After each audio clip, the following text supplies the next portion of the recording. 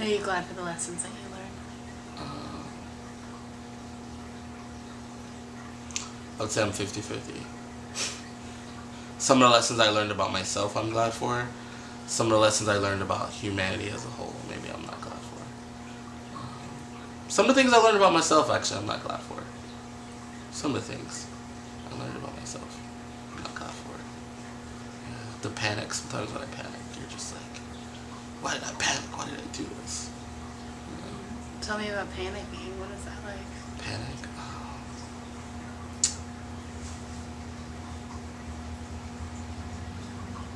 It's like utterly not knowing what to do. Like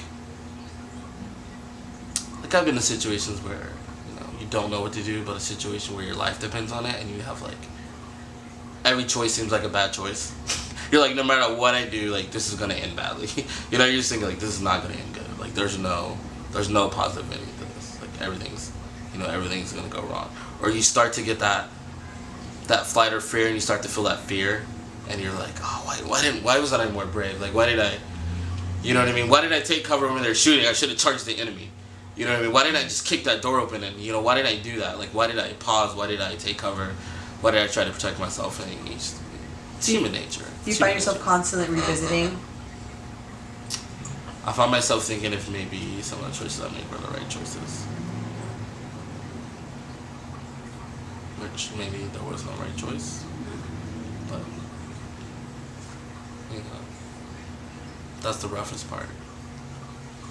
Maybe you made the wrong decision. Especially if someone loses their life. Or you have to make a choice where someone's like, you know what I mean? Like it's gonna be bad. Like you're telling that guy to do something that's gonna get him hurt.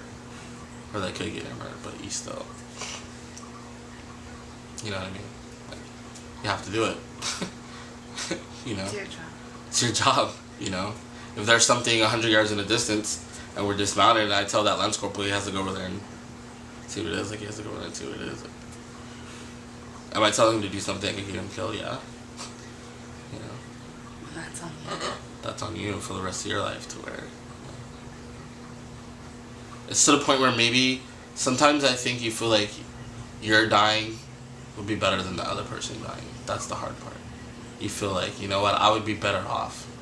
For me, like I would be happier, like, whatever you believe in, my soul, my spirit, like it would be better if I would have died instead of, having to live with that baggage and knowing that, his mom doesn't have a son or, all the other scenarios. Yeah. There's nothing more painful than guilt, I think. Nothing more painful than... The most painful thing is the guys who had kids. Like, the absolute most painful thing is knowing that person's not going to have a dad, or that person's dad is just a picture. And even more painful is after my first tour when we leave, and everybody's family's at the bus, and the people with kids, and the kids are like crying, like, no, daddy. They want to go with their daddy.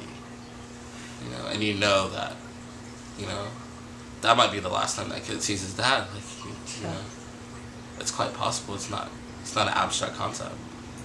And then you come back, and there's people that didn't. Like, you get off the plane, and you see your family, and, somebody's son or husband, wife, what have you, didn't come home, like, and then, that's the hard part. Surviving is times harder than, biting the bullet.